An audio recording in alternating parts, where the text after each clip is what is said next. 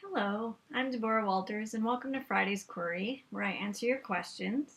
And I'm very happy to have received this one from Raquel in Washington, D.C. It is an absolutely wonderful question, and I get asked it all the time in clinic. So the question is, Dear Deborah, I have a mother who's really difficult to handle, and she's been mentally ill since I was a child. She visits me and the kids, and I become nauseous and physically ill after she leaves. I can't seem to resolve it. What should I do? Well, Raquel, this is a really great question. And on some level, how many of us in the world have the perfect parents, have the parents who loved us in exactly the way that we wanted them to? This is sort of like everybody's boat, right? Is that we all have some beef about our parents as much as we love them and as much as we get along. And those of us who want peace and close relationships with our parents have really had to put effort and strive towards that and create that closeness. And there are a few who just have absolutely no complaints, and of course there are some of those, but then they have other tests in their world. So I just want to reassure you that at some point in everybody's life, we have to mature beyond the know-it-all stage of 18 to 23, where we know it all, we don't need our parents, and we finally recover our brain, so to speak, back at 24, 25, and think, oh, maybe our parents are a little smart, or gosh, I missed that foundation of closeness. It's a normal developmental period. And at some point after mid-20s is when we really become an adult into our own selves. We found out who we are. It's a beautiful time in life. But we also have to develop this necessary skill of maturing, meaning we have to develop our inner capacity to comfort ourselves when we're ill, when we're stressed, to soothe ourselves when we're having anxiety, to lift our spirits when we feel hopeless. Is that we kind of have to become our own parents in some level and develop these qualities that will really nurture us, and that we know our own selves the best. And so these inner mother father, so to speak, that we develop can be seen in the Asian medicine concept of yin and yang. I think it's a really good thing to take a look at, is that they want to balance the yin and yang in the body, and this creates physical and mental and emotional well-being, spiritual well-being even. So what are the qualities of yin? Yin are sort of like the qualities of the mother: nurturing, femininity, fluidity, right? Understanding, nourishment. These are real beautiful motherly or yin qualities, if you would. That unconditional love, that we all need that no matter how bad we've acted, no matter how dumb we've been, and no matter how much joy we have that presence, that perfect unconditional presence that is loving, is proud of us, and understanding when we get it wrong, and can nurture us and help us soothe that balm, right? We all need to develop this within ourselves to give our own selves this. The second thing is the yang energy, which is very masculine energy. It's intellect, it's rational, it's firm, assertive, kind of disciplinary, protective energy, right? This is strong energy, yang energy, in balance, of course. It's not aggressive. That would be too much yang. So these are real fatherly qualities. The father, traditionally, you can think of, provides protection. This yang energy has protection built in.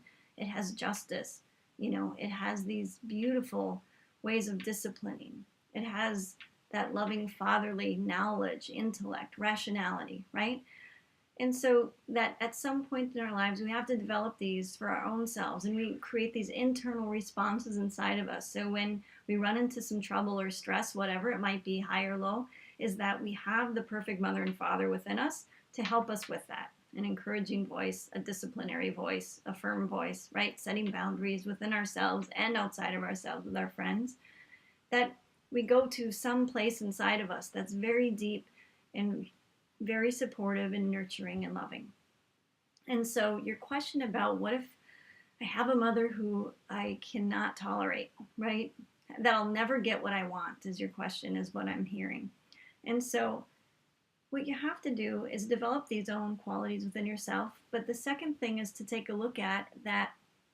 What kind of person is this? This woman I call mother, and that usually that word mother would indicate I'm receiving unconditional love, I want to be cared for. But in this case, it's not going to happen. You have a mentally ill mother, and maybe she's not capable of it.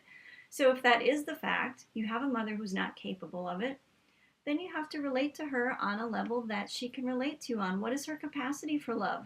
How does she show you love? It sounds like she's coming out to see you. This might be one of the indications. Quality time, to spend time with you, reach out to you and kids, to get to know you. This is, so you have to, who is this lady? You know, who is this lady I call mother?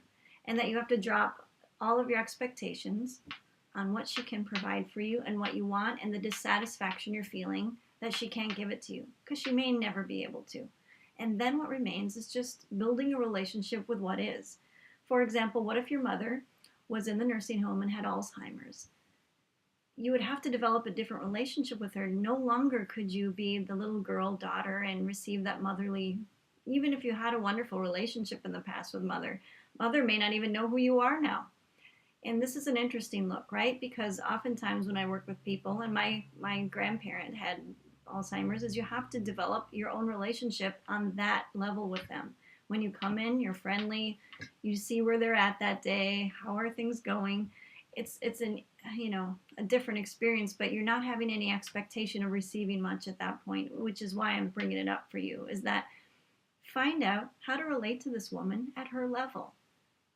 What can you delight in when you do visit her or she visits you, and that you have to be 100% responsible for your own happiness and peace while you are in her presence, and that you have to develop this inner dialogue to maintain that peace and really protect your peace. So this is a few ways that you can think about doing that, really developing those qualities and finding out who your mom is. Who is this woman called mother? I have this idealized thing of what it should be. What is? Just be happy with what is and content with the way she is.